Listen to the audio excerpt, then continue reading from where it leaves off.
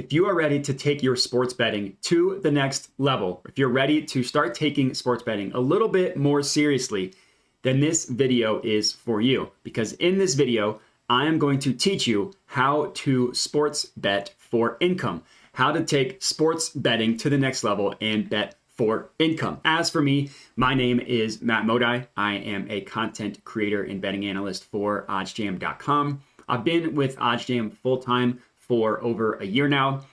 Before that, I was part-time working with OddsJam for about over a year and a half. So I have almost a couple years in the sports betting industry with OddsJam.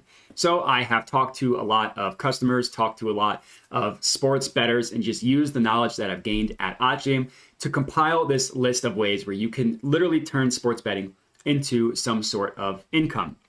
Also, I would appreciate, before we get into it, for those of you watching, if you could like the video, subscribe to my YouTube channel, and then comment. Let me know your thoughts, good, bad, ugly, whatever it may be. If you want to find me on social media, you can at my Twitter handle, JediModi. I have a link to that in the description of the video as well. But when it comes to taking sports betting to the next level and starting to sports bet for income, first things first is regarding your bankroll. Now, if you are completely new to sports betting and you don't even know what a bankroll is, it's essentially the number that you are comfortable dedicating towards sports betting. So if you have like a lump sum that you want to dedicate towards sports betting, that is your bankroll.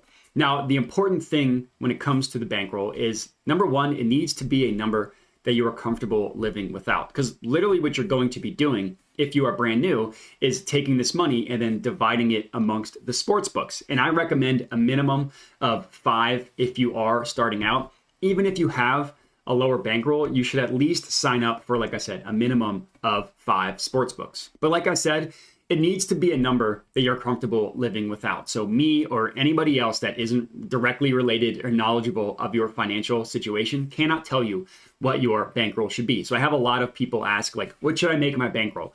And I never answer it. It's entirely up to you and your family and what number you're comfortable living without. But like I said, if you are brand new, what I want you to do is come to that number and then divide it evenly amongst the sports books that are available in your state with a minimum of 5. If you have a smaller bankroll, I still recommend at least signing up for the 5 and then start sports betting a little bit and understand where you should divvy your money. But having 5 is pretty important when it comes to making sports betting a profitable venture. Then for those of you with a smaller bankroll, just start to use your profits as you are profiting sports betting. Use that to A, increase your bankroll, and B, start opening up more sports books. So you could say, like, for every $100, I'll invest that in a new sports book. Or for every $100, I'll divide it evenly amongst the sports books that I have.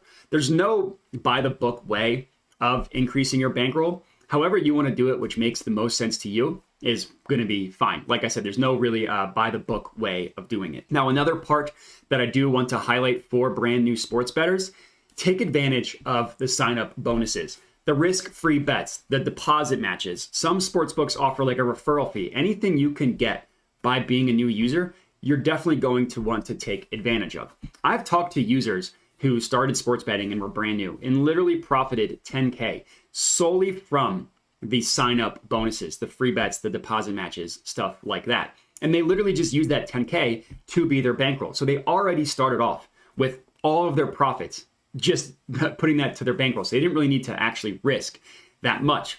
So the sign-up bonuses can be incredibly profitable. I can detail a little bit the best way to use these sign-up bonuses, but I recommend checking out other videos on the YouTube channel specifically about that topic, because I go over how to best maximize a free bet and stuff like that. Really, all you want to do, if you have a risk-free bet, place it on something with long shot odds. And when I say long shot, I mean like plus 300 or higher. And if that bet loses, then you can convert that free bet you now have into real cash using the OddsJam free bet converter. So you're essentially risking 20, 15%, depending on what the conversion rate is, to possibly profit like 3 times the initial investment. So it ends up working out in your favor in the long run, but that's kind of the process behind it. But like I said, taking advantage of these sign-up bonuses, very, very important. Now, I do have a couple bankroll management best practices to talk through real quick. Number one, you'll hear this terminology a lot, like a unit, 2 units, whatever. 1 unit equals 1% of your bankroll. So if you have $1,000 bankroll, 1 unit is going to be $10 because $10 is 1% of 1,000. That's what that means. And when it comes to unit sizing, actually the dollar amount that you're going to place on these wagers, you should never bet more than 5% of your bankroll on one individual bet. So again, for those sports bettors with a $1,000 bankroll, you should never bet more than $50 on one bet. That's just too much exposure on one bet. And if you're doing that too often, one bad day, one bad week, and you're going to blow through your entire bankroll. Another thing to understand, volume is the name of the game when you are sports betting for income. You want to place as many bets as possible and let the law of large numbers work out in your favor. So if you have $500 on a given night to play with, it makes way more sense to place 20 bets for an average of $25 as opposed to 5 bets for an average of $100. You're going to want to place as many bets as possible, just allowing yourself the edge that you have, which we'll talk about next, work its way out in your favor. If you place 5 bets and you lose 3, you could possibly just have a bad day. But losing 3 out of 5 is not uncommon. If you place 20, 25 bets, then you're just letting the edge that you have work out in your favor. So volume equals better when it comes to sports betting. And then the last thing to understand, it takes money to make money. Unfortunately, this is not going to be a get-rich-quick scheme or anything like that. The people you see turning $10 into 100K, I'm not even sure how many of those are actually accurate, and it's just not realistic for the average sports bettor. So if you're hoping to turn $10 into 100K, fortunately, it's very unlikely for that to work out in your favor. So it takes money to make money. So if you're risking $100 a day and you're making 5% of your ROI, you're making $5 a day. Now, if you're risking $1,000 a day, that $5 turns into $50, and you can just see that compounding over the future. So even if you are brand new with a small bankroll, you can increase your bankroll over the course of time to get it to a point where you can make it a legitimate second income. You just have to put in the work. It can be a grind, especially when you're first starting and when you're just kind of learning the law of the land and the way of the land and stuff like that. Now, the next thing to discuss, you should only be placing bets that have some sort of edge. A lot of sports bettors that don't make money, it's because they're betting based on their gut, based on their feel and what they think is going to happen. That is a losing venture when it comes to sports betting. You have to have some sort of edge, some way in which you have the edge over the sportsbook. Now, there are some people that can literally model and create their own algorithms that are smarter than the sportsbooks. If you're one of those people, you're probably A, not stressed for income because that's incredibly impressive, and B, that's incredibly difficult. Another way of doing it is what I personally do, positive expected value betting, placing bets that have an edge over the sportsbooks. When you are placing positive expected value bets, you're placing bets that you know as the sports bettor are going to hit at a higher rate than the reflected odds that the sportsbooks are offering, which sounds like a mouthful. It's really not that complicated. Basically what we're doing, we're flipping a weighted coin, but nobody else knows it's weighted. The sportsbooks think that it's 50-50 heads, tails. We know that it's 55% towards heads, right? It's going to land on heads 55 instead of 50% of the time.